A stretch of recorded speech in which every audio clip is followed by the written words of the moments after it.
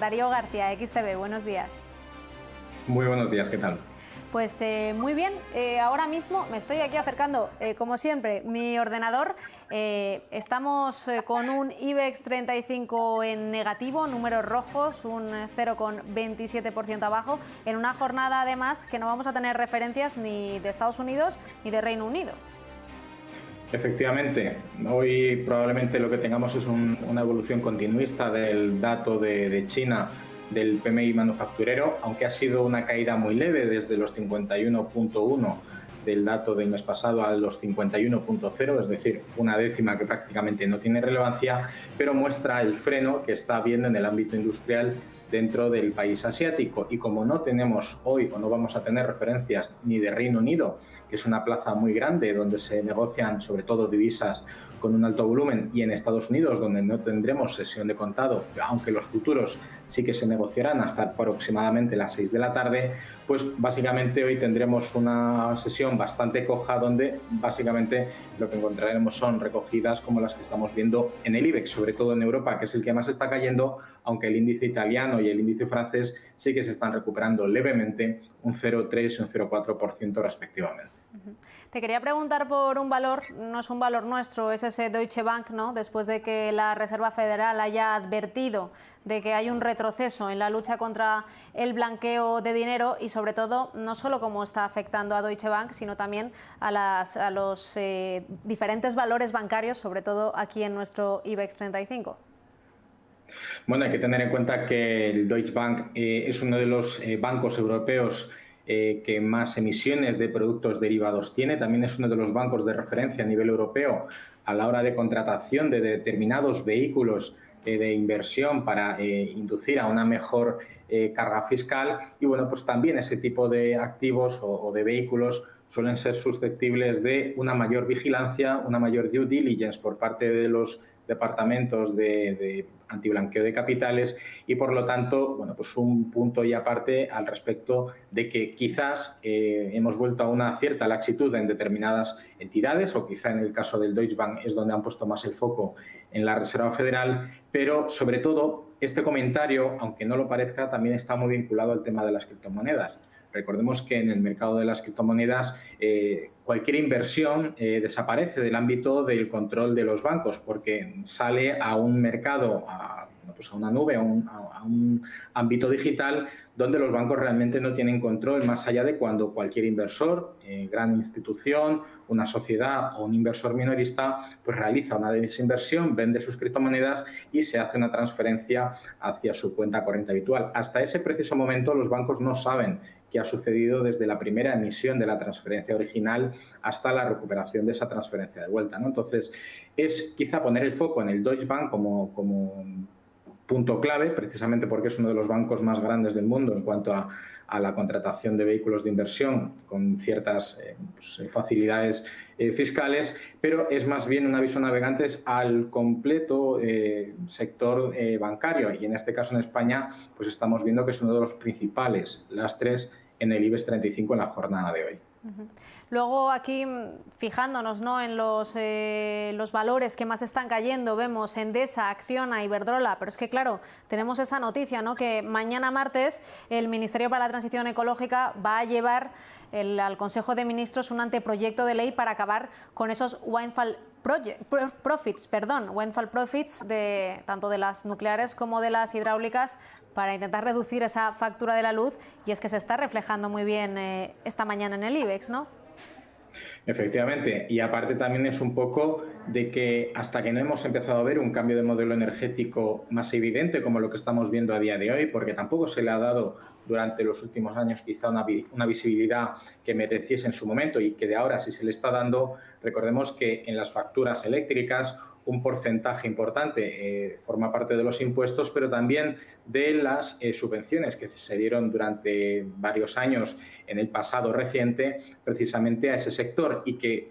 se les está atribuyendo a las grandes energéticas, a las grandes eléctricas, que sean las que tengan que pagarlo, pero es que las eléctricas computan la parte proporcional de ese coste dentro de la factura mensual a cada uno de sus clientes y consumidores, ¿no? Y probablemente para mejorar esa eficiencia y evitar pues que parte de esos beneficios o parte de esa retribución que reciben a través de ese pago de las renovables, pues se quede precisamente en las compañías y no como una carga impositiva que realmente sea recaudatoria por parte del Gobierno. Entonces, lo que estamos viendo es que quizá hay una menor partida de esa parte en la factura de la luz y que, por lo tanto, a efectos finales también suponga una mejora, perdón, un empeoramiento, una reducción de los ingresos finales y, por supuesto, de los beneficios finales de estas compañías. Antes me hablabas de las criptomonedas y bueno, quería preguntarte, porque hoy Financial Times decía que esas preocupaciones en torno a las criptodivisas estaban presionando, ¿no?, para que hubiera más regulación en torno a este activo. ¿Cómo podría afectar ya que, bueno, que se estableciera una regulación en torno a ellos? Aquí lo curioso es que realmente la regulación ya existe. De hecho, a nivel fiscal, para que nos pongamos un ejemplo, aquellos países que no han aplicado una fiscalidad concreta, como es el caso de España, se está aplicando la norma general. Una cosa es que haya centralización y, por lo tanto, control, y otra cosa es regularización o regular un mercado para que, precisamente, entre una de las cosas fundamentales, se evite el blanqueo de capitales o las operaciones empresariales fraudulentas vinculadas con las drogas o con cualquier otro tipo de tráfico que sea ilegal, que se utilicen las criptomonedas como medio de pago. La regulación existe, lo que pasa es que quieren regular hasta unos extremos que sean comparables con la centralización de las monedas fiat que existen a día de hoy. Y eso no es posible porque precisamente una de las razones de ser y del éxito que están teniendo las criptomonedas y sobre todo de su supervivencia en los últimos años es precisamente la descentralización, que no hay un organismo central que tenga la capacidad de bien imprimir billetes o de retirarlos en función de cuál sea la situación cíclica del mercado en el que nos encontremos, y es el propio mercado a nivel agregado el que tiene el control descentralizado, pero el control absolutamente todos, y precisamente pues eso, la regulación existe, pero quieren regular más y la única manera de regularlo es o bien limitando las operaciones o ampliando o mejorando las operaciones para que haya una mayor transparencia, o regular a nivel fiscal para que haya un mejor tratamiento o un mejor control, sobre todo en el ámbito, pues aquí en España, por ejemplo, de la declaración de la renta, en las operaciones de bienes inmobiliarios, ¿no?, en las operaciones de pérdidas y ganancias en función de las operaciones que hayamos hecho a lo largo del año fiscal. Y ahora que termina ya este mes de mayo, hoy último día, mañana ya inauguramos junio, ¿qué balance haces de este mes en los mercados?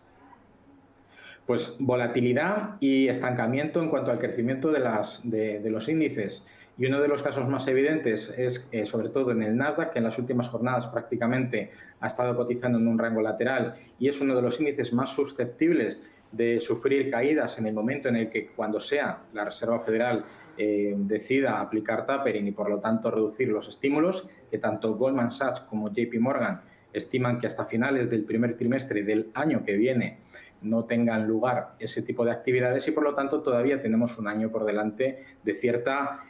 oferta monetaria expansiva. Aún así, debemos tener en cuenta que eso no es bueno en el largo plazo y, de hecho, esta semana va a ser clave al respecto de los datos de ADP de empleo, la inflación y, por supuesto, el viernes, las nóminas no agrícolas. Un dato excesivamente positivo debería, en principio, darle pie a la Reserva Federal a adelantar los plazos al respecto de la retirada de los estímulos, y eso originaría caídas en la bolsa bastante importantes. Los mercados lo que quieren es que esta semana el dato de las nóminas no agrícolas no sean tan buenos. Veremos a ver si eso finalmente es así. Y ya para terminar, Darío, como siempre, ¿alguna recomendación? Bueno, pues aunque veamos hoy caídas en el sector bancario por el evento puntual de la noticia, el contexto de recuperación económica, de reactivación de la economía y del consumo y de las actividades empresariales debería fomentar el negocio bancario tanto en los préstamos al consumo, la contratación de hipotecas vinculada, lógicamente, al sector inmobiliario y el sector turístico. Precisamente ese es uno de los grandes valedores, estos dos sectores, los que han propiciado que el IBEX 35 en las pasadas semanas haya sido, en términos porcentuales, de los mejores índices a nivel mundial, y aunque tengamos un contexto de cierta presión de precios, la evolución del índice no debería variar, al menos en el corto plazo. Pues como siempre, Darío García, XTV, muchas gracias por habernos acompañado esta mañana y que pases buena semana. Igualmente, hasta la próxima. Un saludo, adiós.